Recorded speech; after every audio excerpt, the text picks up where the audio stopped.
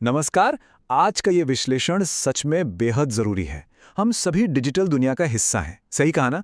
तो सवाल ये उठता है कि अगर कभी कोई डिजिटल खतरा सामने आ जाए तो क्या किया जाए। आज हम बिल्कुल यही समझने वाले हैं। हम national cyber crime reporting portal यानी cybercrime.gov.in का एक स्टेप बाय स्टेप ब्रेकडाउन करेंगे, ताकि हम सब ये जान सकें कि ऑनलाइन धोखाधड़ी या किसी भी साइबर अपराध के खिलाफ सही और सटीक एक्शन कैसे लिया जाता है। चलिए, इस पूरी प्रक्रिया को समझने के लिए हमारे आज के सफर का रोड मैप देख लेते हैं। हम इन 6 मुख्य चरणों से गुजरेंगे। 1. Digital safety net. 2. शिकायत प्रक्रिया की शुरुआत। 3. अपराध की श्रेणी का चुनाव। 4. लॉगिन और रिपोर्टिंग। 5. सबमिशन और ट्रैकिंग। और अंत में 6. अतिरिक्त सहायता और हेल्पलाइन। तो शुरुआत करते हैं अपने पहले हिस्से से, डिजिटल सेफ्टी नेट। अब देखिए, इस पोर्टल की सबसे खास बात क्या है। ये 24/7 यानी हर वक्त खुला रहता है। भारत सरकार द्वारा शुरू किया गया ये ऑफिशियल प्लेटफॉर्म cybercrime.gov.in इस बात की गारंटी देता है कि किसी भी प्रकार के साइबर क्राइम की शिकायत दर्ज करने के लिए किसी दफ्तर के खुलने का इंतजार न करना पड़े। दिन हो या रात, रिपोर्ट कभी भी दर्ज की जा सकती है। यहाँ एक और बहुत बड़ा पॉइंट है।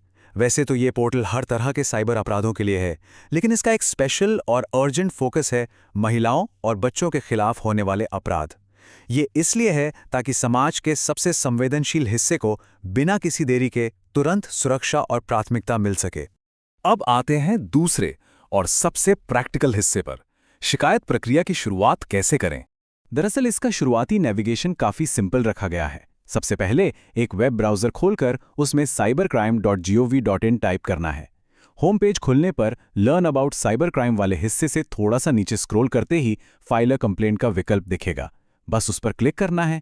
उसके बाद एक डिक्लेरेशन फॉर्म सामने आता है जिसे एक्सेप्ट करना होता है। न्याय की तरफ ये पहला और सबसे बेसिक कदम है। आगे बढ़ते हैं तीसरे स्टेप की तरफ, अपराध की श्रेणी चुनना। डिक्लेरेशन एक्सेप्ट करते ही एक बड़ा चौराहा आता है जहां सही रास्ता चुनना बहुत जरूरी है। यहां स्क्रीन पर 2 बॉक्स दिखते हैं। अगर मामला महिलाओं या बच्चों से जुड़े साइबर क्राइम का है तो सीधे लेफ्ट बॉक्स को चुनना है, लेकिन अगर किसी अन्य प्रकार का साइबर अपराध है तो राइट साइड वाले बॉक्स पर जाना है जिस पर रिपोर्ट साइबर क्राइम लिखा है। ये सिंपल सा डिवीजन ये पक्का करता है कि शिकायत सीधे सही डिपार्टमेंट तक पहुंचे। आइए अब देखते हैं चौथा और एक बहुत अहम फेज, लॉगिन और रिपोर्टिंग। यहां से असली प्रोसेस शुरू होता है। सबसे पहले पहचान वेरीफाई करनी होती है।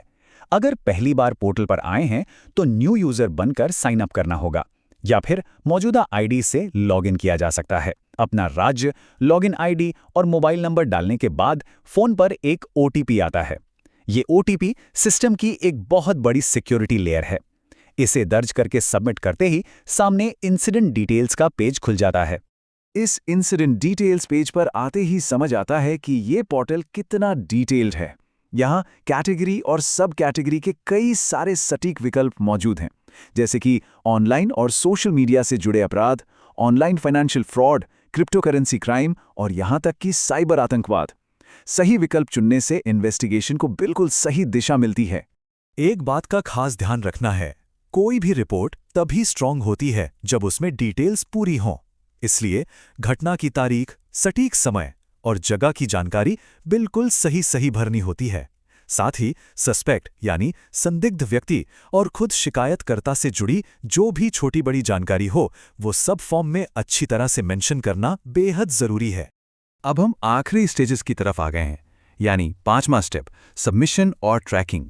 सारी इंफॉर्मेशन भरने के बाद थोड़ी तसल्ली से सब कुछ डबल चेक करना चाहिए। फिर सेव और सबमिट बटन पर क्लिक करना है। सबमिट करते ही एक प्रीव्यू दिखता है जो कि एक अच्छा क्रॉस वेरिफिकेशन है। और हाँ, इसके बाद जो एक्नॉलेजमेंट नंबर मिलता है वो समझिए एक गोल्डन टिकट है।